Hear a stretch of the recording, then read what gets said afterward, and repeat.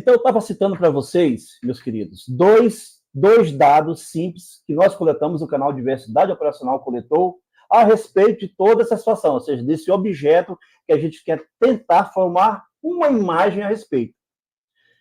Nos contra-cheques desses ex-militares, retomando aqui o raciocínio, que foram desligados desde o ano de 2021, 2001, hoje em 2024, ainda continuam aparecendo nos sistemas informatizados da Força Aérea Brasileira, como se lá estivessem ativos, com a condição, pasmem os senhores, de anistiados políticos. Ou seja, eles não só estão fazendo parte da Força Aérea Brasileira, como a sua condição, certo?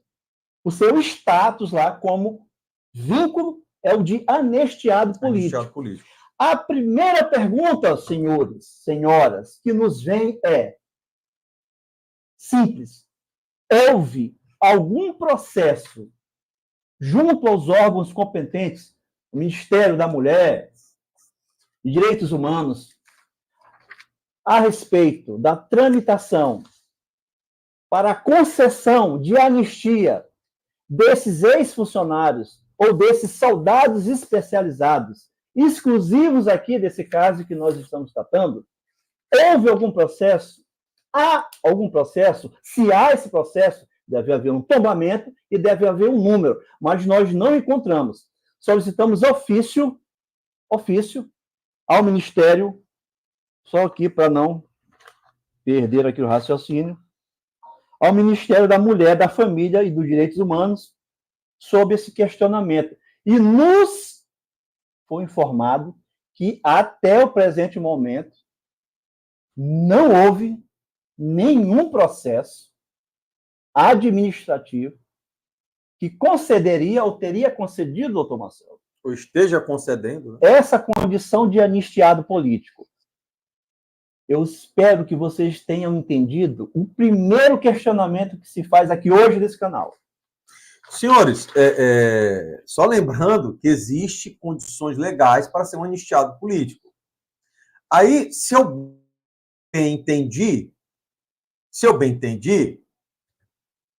veja bem, João fez um concurso para soldado especializado. E João era um civil. Prometeram a João uma carreira que ele teria ao longo dessa estada como militar. Tá. Entenderam, então, em dado momento, que João não era de carreira. João, que foi excluído por excesso contingente do Exército, então, diferente de todos os jovens do Brasil, que ao completarem 18 anos deverão se apresentar às unidades militares mais próximas para a prestação do serviço militar obrigatório, o João, que já havia feito isso, né, ele se faz, não sei como eles querem que se entenda isso, o João volta, faz um concurso público federal para voltar, para se apresentar à unidade militar mais próxima, para ter o serviço militar obrigatório. Aí, não satisfeitos ao longo dessa caminhada, como tiraram João sem o devido processo legal, a revelia da licitude, né? A revelia de qualquer entendimento jurídico, apesar de que são tempos difíceis nesse sentido, qualquer entendimento jurídico, pegaram o João e ainda colocaram como alguém que cometeu um crime. Que se o cara é anistiado, ele cometeu algum crime para ser anistiado. E aí, para João ser anistiado, ainda deram de presente para ele algum cometimento de crime para condição de anistia. E essa anistia servirá para o quê? Por que essa anistia está contida em contra-cheques? Senhores, se isso não é um trem fantasma, se isso não é um Matrix, se isso não é metaverso, isso é loucura. Isso é loucura, minimamente loucura. O problema é que se estão levando magistrados a erro. E eles estão ratificando entendimentos em cima de informações incompletas, em cima de posicionamentos completamente ilícitos, só porque estão sendo ditos por pessoas do alto escalão das Forças Armadas. não devemos nada à Força Aérea Brasileira.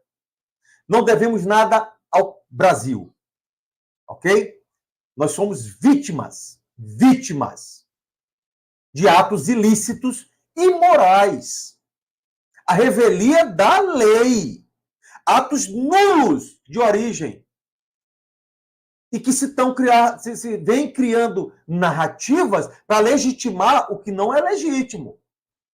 Talvez por uma garantia, né, de um momento atípico que o nosso país vive. Mas essa luta não vai parar.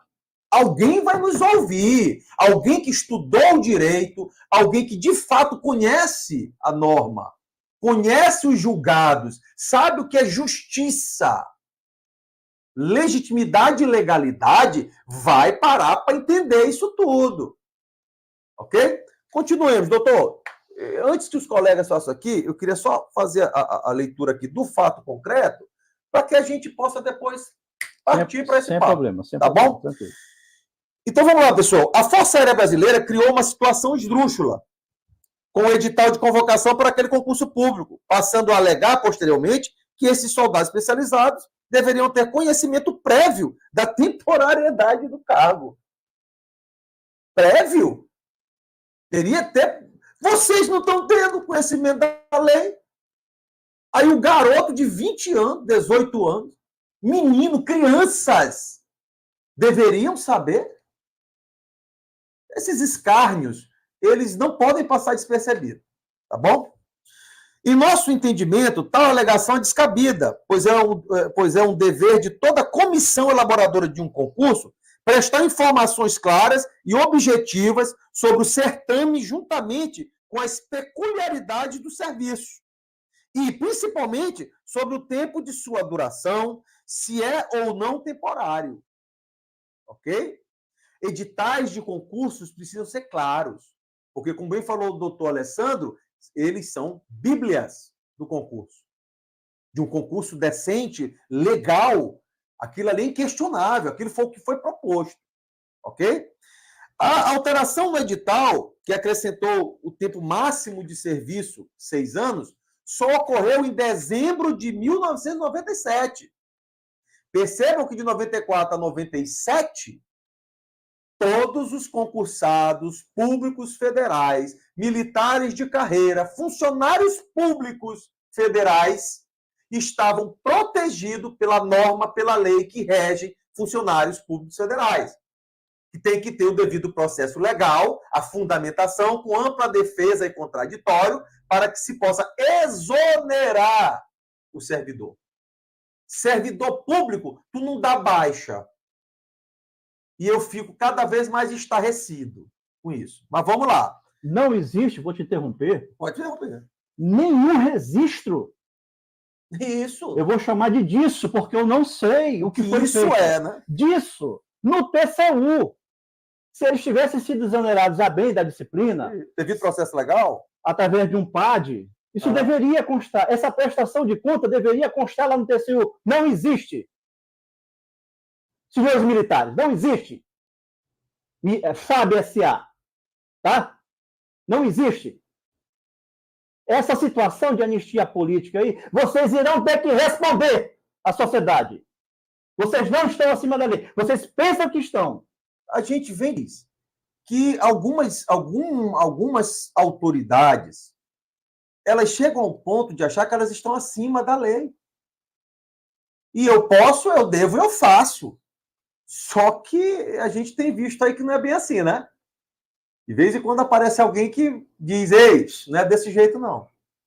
E você vai responder por isso.